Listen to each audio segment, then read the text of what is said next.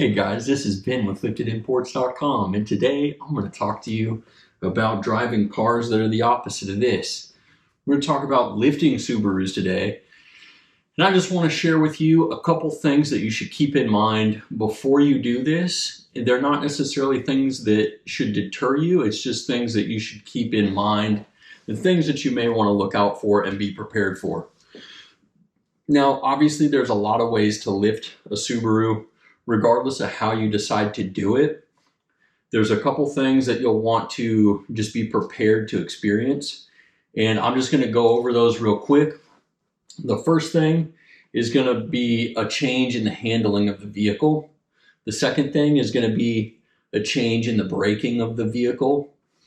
Then we're going to talk about the transmission, the axles, just the drivetrain as a whole and how that will be affected.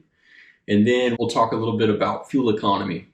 So let's just jump right into the handling. So anytime you lift a vehicle, it doesn't matter if it's a Subaru or a 4x4 or whatever it is, anytime you raise it, you are going to change the center of gravity. Now, even a lifted Subaru, in my opinion, handles pretty darn good. And one of the big reasons for that is the fact that they have the horizontally opposed boxer engine, and what that allows for is it allows for the mass of the engine to be low and evenly distributed, so your center of gravity is already pretty good in a Subaru. Even if you lift it, it still handles pretty darn good. However, if you've been driving your Subaru around and you've gotten used to the way that it handles, you're just going to have to be aware that it's going to feel a little bit different. The car might have a little bit more body roll, might feel a little bit different in the turns and in the cornering.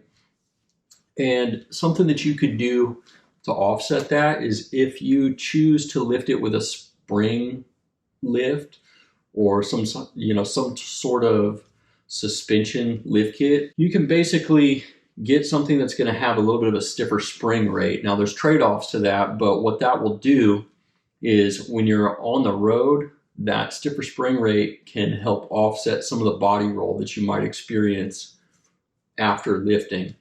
Now, before you do that, just keep in mind that if you're not going to have the vehicle regularly loaded down with a lot of gear, or if you're not really going to be using it on road very much, having a stiffer spring rate is going to be a lot more jarring when you're off the pavement. So if you're on gravel roads, dirt roads with lots of rocks in them, if you're out on the trails, it's just going to be a lot more bumpy and you'll have to air down a little bit more to kind of combat that extra vibration. But again, if it's going to be a car that you're going to spend the majority of your time on the road, but you do want the lift just for the clearance, because maybe once a month or twice a month you go out and you get out on some dirt roads, absolutely nothing wrong with getting a set of like King Springs, or if Ironman has the Spec C version of their lifts. So things like that are stuff that you can keep in mind. Now, the next thing that I want to talk about is the braking. Now, just lifting a vehicle is not necessarily going to really affect the braking capabilities of your Subaru pretty much at all.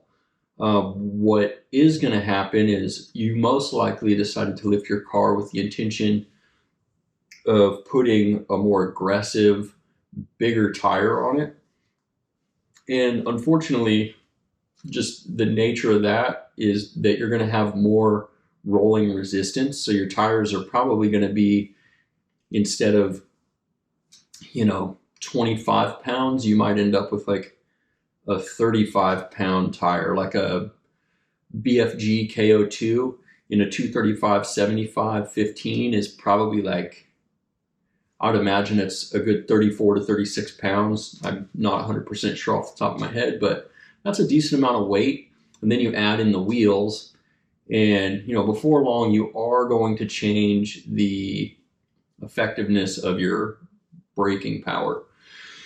Now, it's usually not a big deal, but again, you just want to make sure that you just adapt to that. So it's just something to keep in mind and to be aware of, and give yourself just a little bit more room. It's really not a huge thing, but anytime I'm driving a lifted Subaru, I always just give myself a little bit more space between me and the next car, and I just brake a little bit sooner.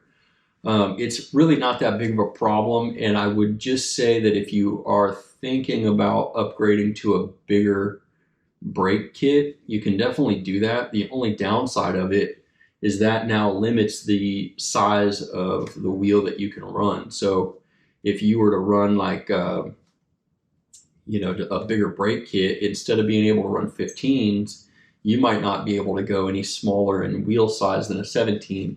In my opinion, it's not worth it at all, as long as you make sure that your brake fluid is well maintained and regularly serviced. You just want to make sure that there's no moisture in your lines and that the brakes are just well maintained. If you do that and just adapt your driving a little bit, you'll probably be more than fine, and that's served me really well. The third thing that you want to keep in mind is the effect that it can have on the transmission and just the drivetrain as a whole. Now, again, just lifting a Subaru in and of itself is going to have almost zero effect on your Subaru. Strictly adding a lift kit really doesn't modify the car that much, doesn't damage the car. But again, what happens is people will modify a car and lift it in order to do other things with the vehicle. Again, they're going to add bigger tires. They're probably going to add a roof rack. And on that roof rack, they're probably going to have a bunch of accessories. They're probably going to do all these different things that are definitely going to impact the way that the car handles, the way that the car is able to accelerate, and all those types of things. And it's going to affect the stress that's placed on the engine and transmission. I don't have any hard and fast numbers for you, but I make sure that I swap out my transmission fluid pretty regularly. Anytime I have a long, hard trip on the car, I definitely make sure that I get home, check the fluid, make sure it looks okay, and then I'll typically do my fluid changes. I'll do them, in general, I like to do them about 20% sooner. That's a really, really rough number, but that's just what I do, just to make sure that everything is always well lubricated, everything's always protected. So things like transmission fluid, I have an automatic transmission, you may have a CVT. I know they say, oh, well, it's a CVT, you don't have to change the fluid. In my opinion, that's not a good that's not a good idea at all. Basically what they say is they say, oh, it's lifetime fluid, and it's like, well, yeah, it's lifetime fluid. It just means that the lifetime of your CVT is going to be really short if you don't change it after you do a bunch of off-roading. So I think that's something to consider, and I really try not to beat too hard on the engine and transmission. It's just the reality that we don't have a low range transfer case. Like, we can't just shift down into 4-low the way that you can in like a Jeep or a 4Runner or something like that, which means that there's a lot more stress put on the engine and transmission when you're at low speeds trying to overcome different obstacles. So I try to be cautious of that. And the reality is if you have heavier tires and you're driving the car aggressively, you really are going to add more stress to the engine and transmission. Again, I think it's a really good idea to change your oil, change your transmission fluid, check your front diff and rear diff gear oil, check that stuff regularly. Make sure that you check your brake fluid, make sure it's not contaminated. All the different things in your owner's manual that are regular maintenance items, keep up on that stuff. The more you keep up on those things, the less you're going to have to worry about in the future. Now, you also might be thinking about warranties, like, oh, what is this going to do to my warranty? But that's a really hard question, and the way that warranties work is a dealership can't just say, oh, your vehicle warranty is void. What they can do is they can refuse to cover certain warranty claims. So like a good example of this would be like if you put aftermarket wheels on your car, but then your Bluetooth head unit stops working, they can't say, oh, you have aftermarket wheels, we voided your warranty and we can't fix your Bluetooth head unit for you. What they could say is if you had like a lift kit and you'd been driving the car really hard and you tore a CV axle boot and you went in there and you said, hey, I want you to fix my car, my CV axle boot is torn and it spilled a bunch of grease everywhere. They have every right to say, well, you lifted the car and changed the angle, which probably increased the chances of your boot ripping, and there's a bunch of mud under here. It looks like you've been off-roading. They could easily say, this is not a manufacturer defect. We're not playing games with you here. Like this is an out-of-pocket expense for you now, dude. What I will say though is anytime I talk to people who have a newer Subaru that's still under warranty and they want to modify it, you really want to talk to whoever you can in the service drive that's got any management authority and just kind of talk to them. If you've already purchased the car, go talk to a couple dealerships and say, hey, is there a manager available I could talk to? I just have some questions about possible modifications I'd like to do to my car and how they're going to affect my warranty. My buddy, he had a 2021 lifted Crosstrek, and the dealership that he bought it from, he went there and they said, hey, your car is heavily modified, because he had aftermarket wheels, aftermarket tires, he had a 2-inch lift kit, bunches of other overlanding accessories, ladder on the back, just all the typical stuff that you would see on something like that. And they said, hey, we're not doing anything like, we're not gonna honor your warranty here. And so he said, okay, no problem. And he went to a different dealership and said, hey, I purchased the car over at this place. They said that these modifications that I'm doing to my vehicle is going to negatively affect my warranty. What are your thoughts on this before I modify the car any further? And that manager was like, no, we totally get it. Like, that's kind of what these cars are being purchased for. And we'd be happy to have your business here. We'd be happy to service your vehicle. Obviously, anything that's directly related to your modifications, that's going to be on you. But we're very understanding of people that want to mod their cars, and we're all for it. So if that's a concern and you are worried about like the engine and transmission, just find yourself a dealership that you feel comfortable with, that you have good rapport with, and let that just become your home service center. That obviously doesn't cover the entirety of the implications of drivetrain wear when it comes to lifted Subarus. Another one is CV axles. A lot of people are real concerned about CV axles, and what I'll say about that is this. Regularly inspecting your boots on the CV axles is the best thing you can do. Your OEM axles that came with your Subaru are probably the best CV axles that you can buy for the car, short of spending like $3,000 on really expensive conversion kits. But what happens, I think, because I've only had one CV axle ever fail on me, and I don't know how, because I really have beat up my lifted Subarus pretty hard. But what I think is happening is I think people are lifting these cars, they're not inspecting the boots. The boots tear even just a little bit. They'll tear and it'll let some of the grease get out and it'll let contaminants in. And you got to think about it. Once you lift your Subaru, what are you going to do with it? Well, you're going to take it off-road. You're going to take it on trails. You're going to take it in the sand. You're going to take it into the rocks. You're going to take it in the mud, the water, the snow, all these different things. And you're going to get contaminants up into that axle. And that will start to deteriorate the joint itself. And that's what will start to make it fail. Then once it fails, people will usually replace it, but they'll replace it not knowing any better and get like a cheap aftermarket axle. And it's unfortunate, OEMs are just expensive. But when you replace it with an aftermarket version, those are known to fail almost immediately.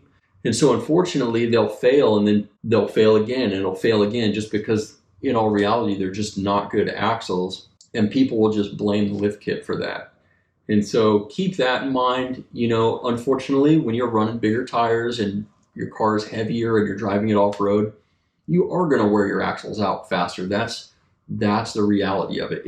There's no way around that. As long as you keep those boots inspected and make sure that the joints are sealed by the Subie axle boot, you shouldn't have as many problems as what you might see people talking about. I haven't experienced that at all. And if you do have a Subie axle boot failure, if the boot rips, if the axle is still good and it's not clicking yet, you're not getting vibrations, you can definitely reboot those. And that should save you a little bit of money.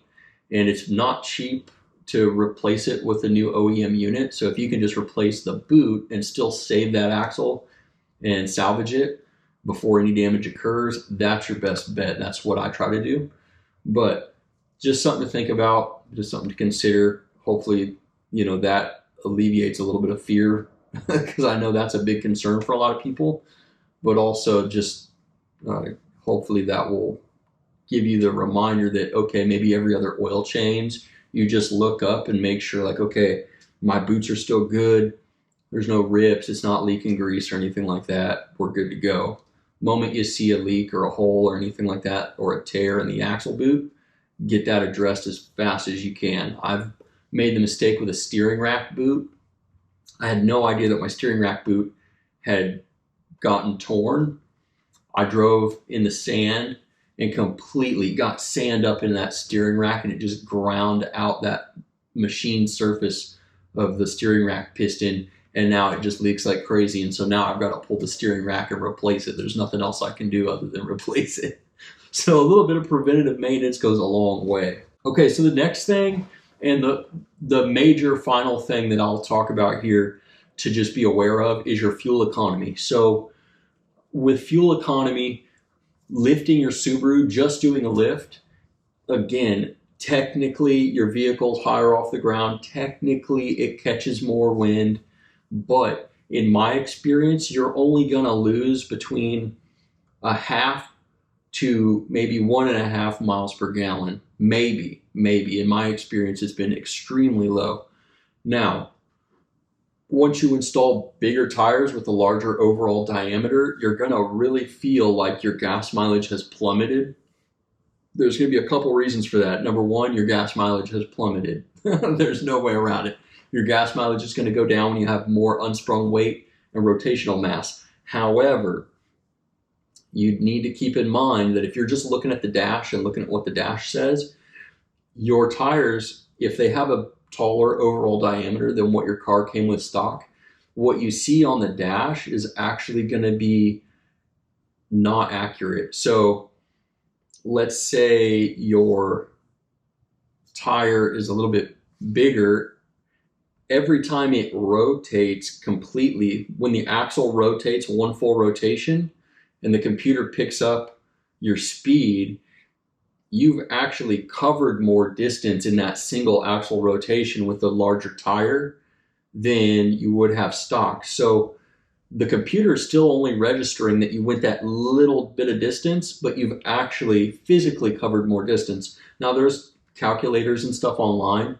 What a lot of people do is they'll run a GPS for like 100 miles and kind of see where they're at, or they'll get online and get like a calculator that will tell them like, okay, so for every 100 miles with this new tire, if my old tire was this size, my new tire is that size. So for every 100 miles, let's say I actually did 110.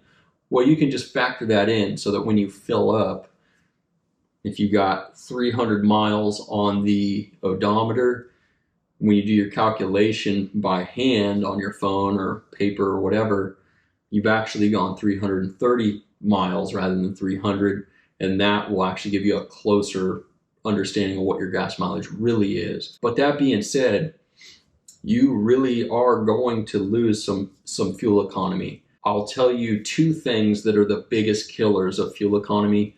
Obviously, a bigger tire that's heavier is going to kill it a little bit. especially if you drive the car with a heavy right foot. So if you're hitting the gas real quick and trying to accelerate quickly, that's going to kill it when there's all that extra rotating mass. But the two biggest things that I've experienced that are gas mileage killers, number one is a lot of stuff up on the roof. Now, if you've got a roof basket, that in and of itself is going to create some extra drag.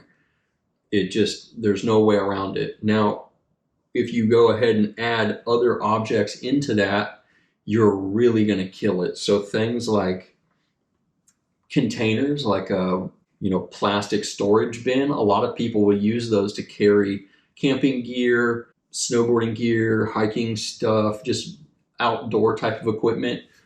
That same friend with that Crosstrek that I was just talking about, he shoots video for a living. Like, he is a videographer, makes insane videos for all sorts of big brands. He's worked with, like Toyota and other companies like that, but he carries a bunch of camera equipment, and he put these huge, like, Walmart plastic storage bins on his roof rack.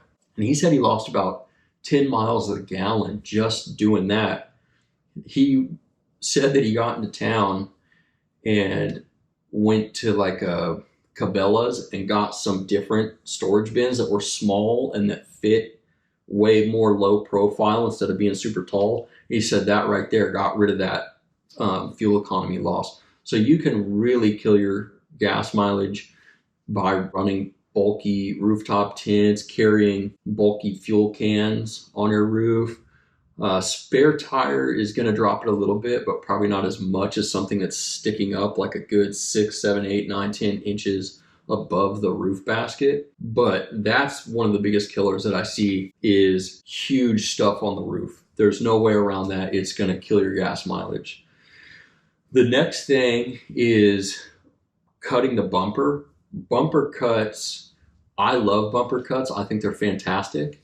But your front bumper is essentially like your first line of defense in the aerodynamics game. So the people at the factory that engineered your Subaru, they engineered it to be somewhat appealing visually, but probably more than anything, they engineered it to be as aerodynamic as possible to help the vehicle meet certain, EPA guideline necessities, right? So they designed it in such a way that it would still fit the car just right and do all these different things, but to also help you cut through the air as effectively as possible. When you cut the bottom of that off for ground clearance, like what I've done that. My Forester doesn't have a half, lower half of the front bumper, and I don't care. Like, I don't drive that car as like a daily commuter. I just have it to drive off road, so I'm not too concerned with it. I'd say it took a good 3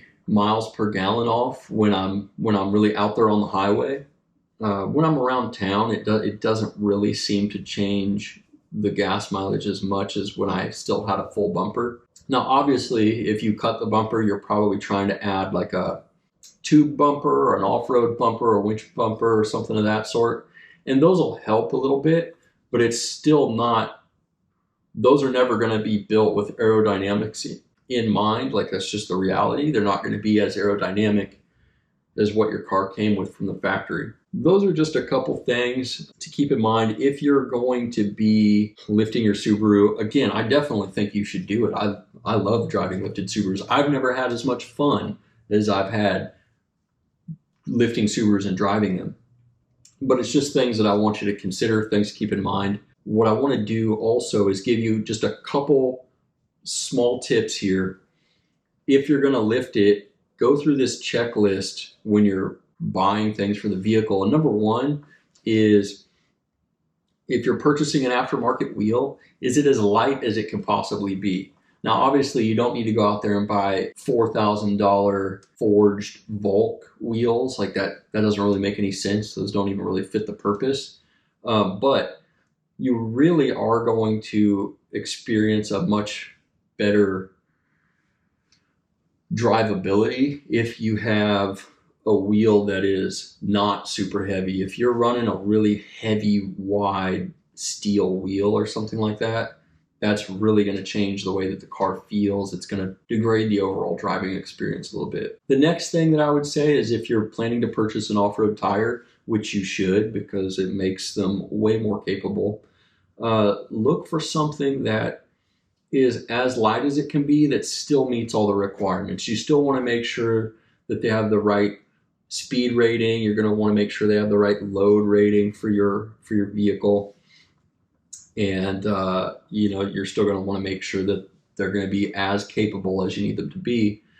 But if you can go with a P metric tire versus an LT tire, so like passenger versus light truck, if you can go with a passenger version of the same tire and the same size versus the light truck, and that'll still do what you need it to do, you should absolutely do that. If you can save 3, 4, 5 pounds per corner on the car by selecting the lightest tire you can, boom, you're right there. You're gonna free up a lot of unsprung weight right there, make the car drive and handle a lot better. The next thing that I would say, if you're going to be lifting your Subaru, is don't cheap out on the lift kit.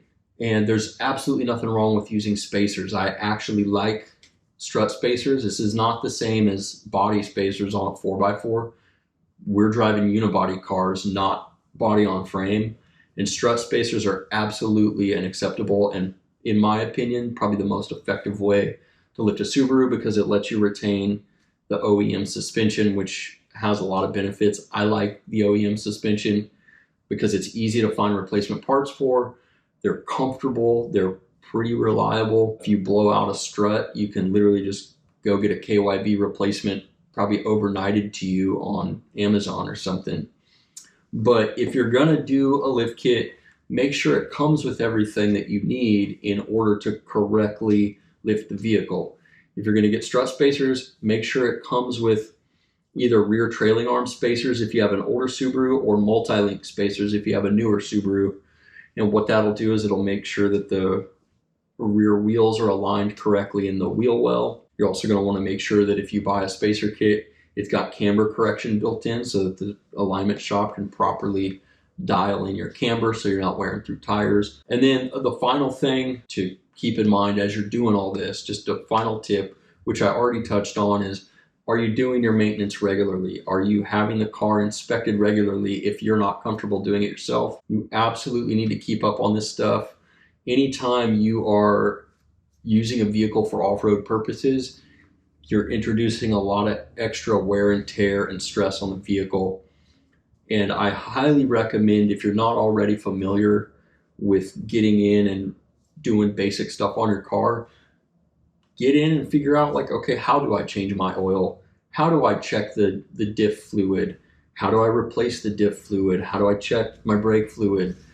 How do I do brake pads and rotors? Like, these are all things that are really expensive if you have a shop do them. But if you learn how to do them yourself, you learn how to do them right, you can save a ton of money and make sure your car is always in tip-top shape. So those are the big 4 things that I would tell you to consider before getting into a lifted Subaru. Just 4 major things that you're going to want to consider, be ready for, and just be prepared to adjust a little bit to. If you are curious about anything else related to lifting Subarus, you can head over to the liftedimports.com website. We've got a lot of articles and information over there. We're always trying to add to it and give people more info to help them get out and just adventure more. If this is helpful for you, leave a comment and hit the subscribe button. And until next time, I hope you guys just have a wonderful day, and we'll see you out on the trails.